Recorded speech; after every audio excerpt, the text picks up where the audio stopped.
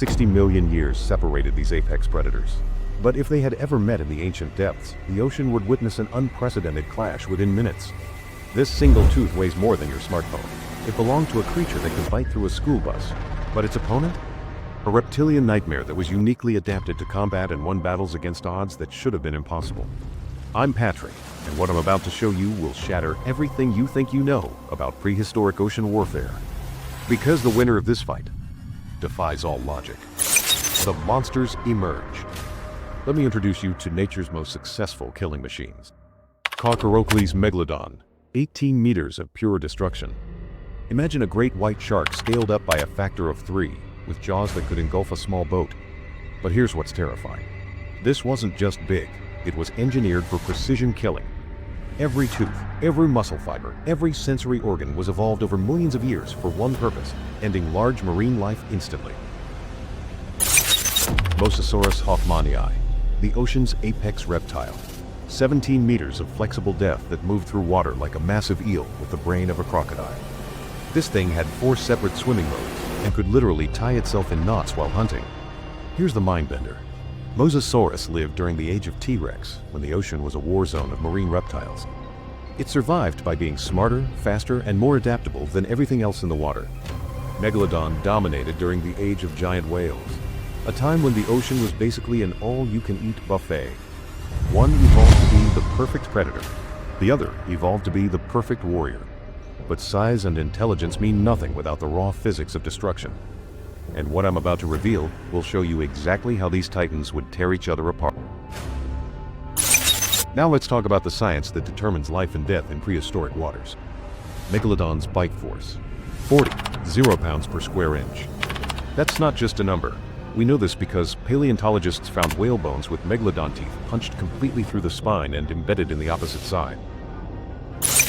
But here's the insane part about Mosasaurus. It had what scientists call palatine teeth, a second row of teeth on the roof of its mouth that pointed backward. When something went into those jaws, it was physically impossible to escape. The prey became secured with specialized dentition.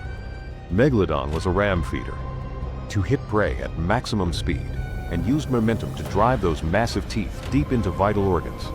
Pure physics, pure destruction. Mosasaurus was a manipulation feeder. It could grab prey, reposition it, and swallow it strategically. It wasn't just killing, it was problem solving. Speed comparison. Megalodon sustained 25 miles per hour, burst speed around 35 miles per hour. Mosasaurus sustained 30 miles per hour. But here's the kicker. It could maintain that speed while swimming backwards, upside down, or in a spiral. No shark on Earth can do that. But raw power means nothing if you can't find your target. And the sensory warfare between these predators is where things get truly terrifying. The neurological warfare. This is where the battle gets psychological. Megalodon had the most advanced electroreception system ever discovered. It could detect the electrical field from a whale's heartbeat from 2 miles away. In murky prehistoric seas, it was basically hunting with X-ray vision.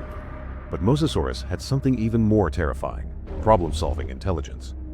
Fossil evidence shows these creatures learned from experience. Younger Mosasaurus had different hunting scars than older ones. They adapted their fighting techniques over their lifetimes. Picture this encounter. 200 feet below the surface, where sunlight fades to an eerie blue-green. Megalodon rises from the abyss, following bioelectrical signals that scream, "Massive prey above." But Mosasaurus isn't prey. It's 30 tons of intelligent, battle-tested marine reptile that survived encounters with creatures Megalodon has never even imagined. First contact. Megalodon's pressure wave detection kicks in. Something massive is moving above. Those black eyes roll back, revealing the nictitating membrane. Attack mode engaged. Mosasaurus feels the pressure change and does something no whale ever could. It stops breathing, slows its heart rate to 10 beats per minute, and becomes electrically invisible. The ambush predator just lost its primary weapon. Surprised. Now comes the moment of truth. 2 apex predators, face to face, with millions of years of evolution about to collide in the most brutal encounter the ocean has ever witnessed. The battle sequence.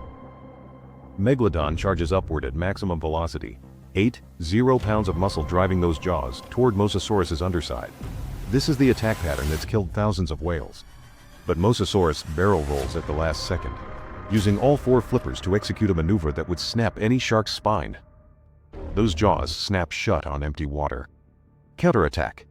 Mosasaurus whips around with its flexible spine and targets Megalodon's dorsal fin, not to bite it off, but to grab it. Those palatine teeth lock onto cartilage like organic handcuffs. Now, here's where millions of years of evolution clash. Megalodon tries to roll and shake, but Mosasaurus rolls with it, using that snake-like flexibility to stay attached while using its free jaws to target the gill slits. Critical moment. Megalodon's thrashing creates a debris cloud of sand and organic matter. In zero visibility, electroreception is useless. But Mosasaurus has been fighting in murky water its entire evolutionary history. The physics become brutal. Two apex predators lock together, sinking toward the seafloor at 200 feet per minute. Mosasaurus releases its grip and shoots toward the surface. It needs air. But Megalodon, wounded and enraged, follows with a final, desperate lunge. Those massive jaws connect with Mosasaurus's tail section. Game over. But when I ran the numbers, when I analyzed every possible scenario, the results shocked even me. The shocking verdict. After running the biomechanical analysis, studying the fossil evidence, and modeling every possible scenario, Megalodon wins 6 times out of 10. But here's what's shocking. It's not because of size or bite force.